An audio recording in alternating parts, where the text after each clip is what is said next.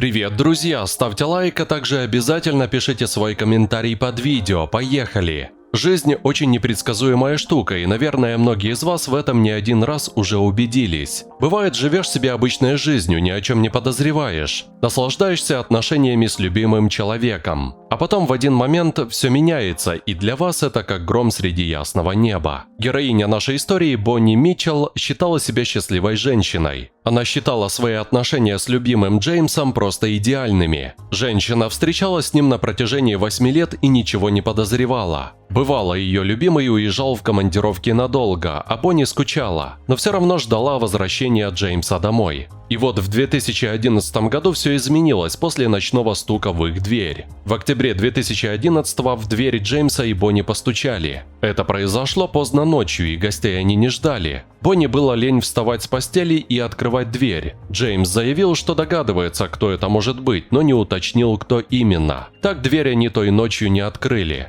А на утро Бонни потребовала от Джеймса объяснений, кто же это приходил. Он ответил, что это была его бывшая девушка, с которой он делит имущество. Бонни, конечно, сразу поняла, что ее любимый ее обманывает. Ведь кто будет приходить делить имущество спустя 8 лет?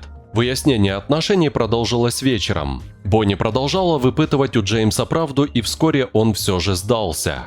Он признался, что на протяжении всех этих 8 лет он встречался не только с ней, но и с той девушкой, которая приходила ночью. Та женщина проживала в соседнем городке, и все те случаи, когда Джеймс ездил в командировку, он ездил к ней. Все 8 лет Джеймс обманывал Бонни и жил с двумя женщинами одновременно. Женщина была просто в бешенстве от таких откровений человека, которого искренне любила. Решение женщина приняла быстро и уже на следующее утро со всеми своими вещами ушла от предателя и больше никогда к нему не возвращалась. После предательства любимого человека Бонни долгое время не могла прийти в себя. Она даже серьезно заболела и некоторое время провела в социальной изоляции. Она не желала никого видеть и ни с кем общаться. Хорошо, что в конце концов Бонни поняла, что это не выход и нужно продолжать жить. Так женщина снова стала той жизнерадостной Бонни, какой была и до предательства Джеймса. Так получилось, что в то время она познакомилась с той самой девушкой, с которой изменял ей Джеймс.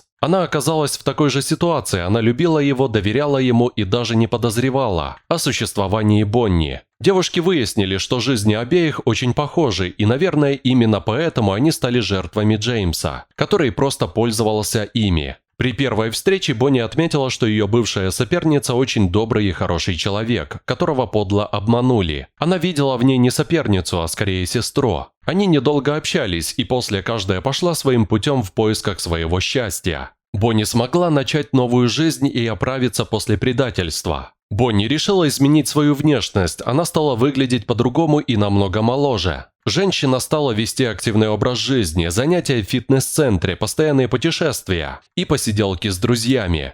Вот только к мужчинам Бонни стала относиться с опаской и боится довериться кому-то еще. За все время после расставания с предателем Джеймсом у нее не было серьезных отношений. У нее было много ухажеров, были интрижки. Но вот постоянного спутника для жизни она так и не нашла. После Джеймса и после 8 лет постоянного обмана мне сложно кому-нибудь довериться. Сейчас я отношусь к тому типу девушек, которые проверяют телефон парня и читают его электронную почту, отметила Бонни. Но все же женщина не теряет надежду изменить свою жизнь к лучшему и все же обрести то самое женское счастье. Надеемся, что вскоре так и произойдет, и на жизненном пути Бонни встретится настоящий мужчина.